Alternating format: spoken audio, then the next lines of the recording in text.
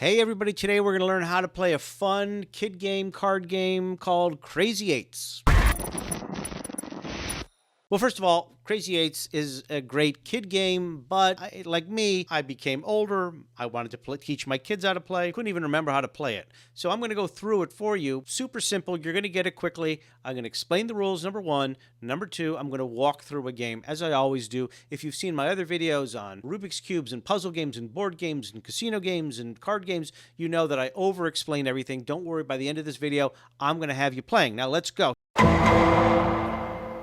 For starters, you just play with a normal deck of cards, and the special number is the 8s. Why? Because the 8s are wild. If you don't want to play with a regular deck of cards, because a lot of times it's a little harder for kids because they like the colors, you can also play with a special Crazy 8s deck, which I will put in the description below. Now, I am playing in exactly the same way that you will play it if you have real cards. I just happen to be doing it on an app for demonstration purposes only. Now, the headline here is, if you know how to play Uno, you're already 99% of the way there, because basically Crazy Eights is just a variation on Uno, where you're trying to match numbers or colors. In the case of a regular deck, it would be suits. Starting to the dealer's left, each player must go one card at a time and lay a card face up on that starter pile, and each card played, whatever it's showing, club, spade, diamond, or heart, the next person's card has to match that, or it has to match the number. So if you play a 3 of clubs,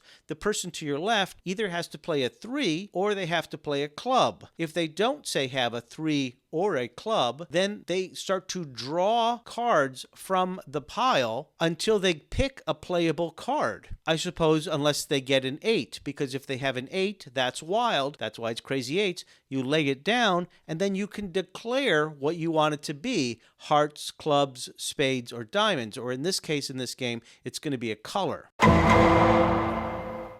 Now, there's a lot of variations on the game. In fact, this game you're seeing right here, this app, has a variation where you can actually treat the face cards like Uno, where you can reverse order, pick 2, swap, and everything. But the classic game of Crazy Eights, the ones that just uses a regular deck of cards, you don't necessarily need to have that. If you want, you can, however, declare queens are skip the next player, aces are reverse the order, and 2s are pick 2. It's just up to you and everybody there. And variations are things that a lot of kids like to throw in sometimes. So I'm all for that.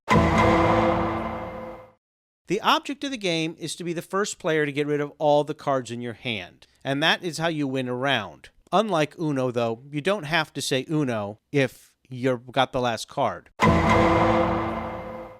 So sometimes people like to play multiple rounds of the game and then try to have a winner based on a scoring system. If you want to play that, you're not just playing like a single game, who won, and let's play another game and see who won that game. It goes like this. The person who is the first to have no cards left wins the round, wins that game, and then that winning player collects from all the other players the cards remaining still in their hands and adds up the points. And it adds up like this. For each 8 that might be in somebody's hand, it's 50 points. For each king, queen, jack, or 10, it's 10 points. For each ace, it's 1 point. And every other card with a number value is that number of points. So a 9 would be 9 points, a 5 would be 5 points. To be honest, mostly my kids and I, we just play who won that hand, who won that hand. But if you were to play to a high number, let's say you're going to play to 300, then the person who goes out first gets all the points in the hand of all those other people. They'd add up all those points, and then they would write down their score on a piece of paper, and through multiple rounds, you'd play to an agreed-upon number. Now, as far as how many cards are dealt, that's a bit of another object of debate, because I always thought it was 8, and this game plays it with 7, but technically the way I've heard it played is you deal 5 cards one at a time face down, and then the rest of the pack is placed face down in the middle with the top card turned upside down to be the discard or the starter pile. And by the way, if the first card you turn over is an 8, then just bury it in the middle of the pack and turn over another card. Don't start with an 8 because an 8's wild. Now, if you get to the end of the draw pile, somebody picks up the last one, and there's no more draw cards, some people just shuffle the discard pile and keep going. Technically, the rule is that there's just no more draw cards, and a person then just has to pass. And again, you're going until somebody doesn't have any more cards in their hand. And that's really all you need to know. Super simple. So let's just go ahead and play a really simple, easy to walk through game. My cards are on the bottom. I'm playing 4 people. There's a person to my left, there's a person across from me, and there's a person to my right. Since I don't have any 6s in my hands, I only have red.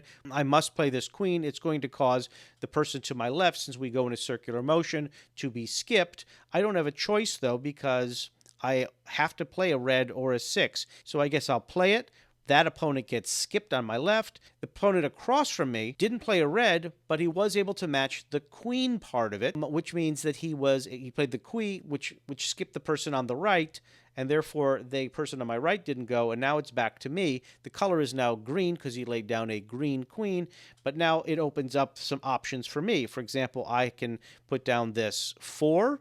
This green 4, which is a club. I could also put down the ace, which would reverse the order of the board. So let's go ahead and do that. So now we're going in reverse order, and that person and the person to my right then match the ace with another ace. He turned it blue and also reversed the order because aces reverse the order. Now it's back to me to put down either another ace to match the ace or blue cards, which I have 3, 2, 4, and 7. And if I played this 2, it will cause the person to my left to have to pick up 2 cards. Bang, 1, 2.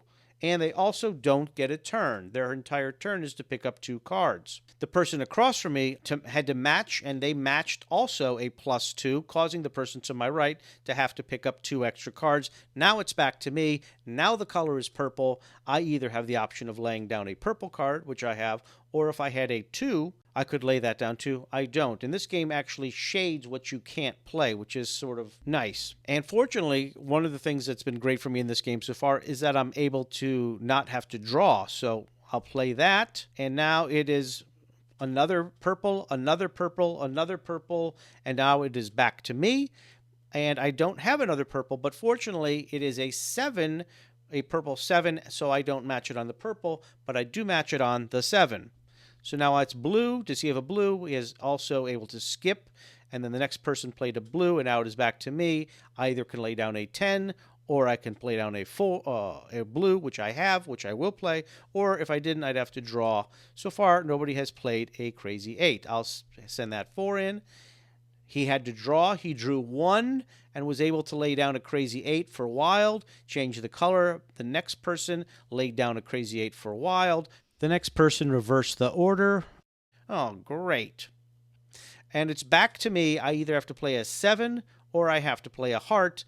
I have neither, so I have to draw. And look at me. I grabbed a wild card. So I'll play the wild card.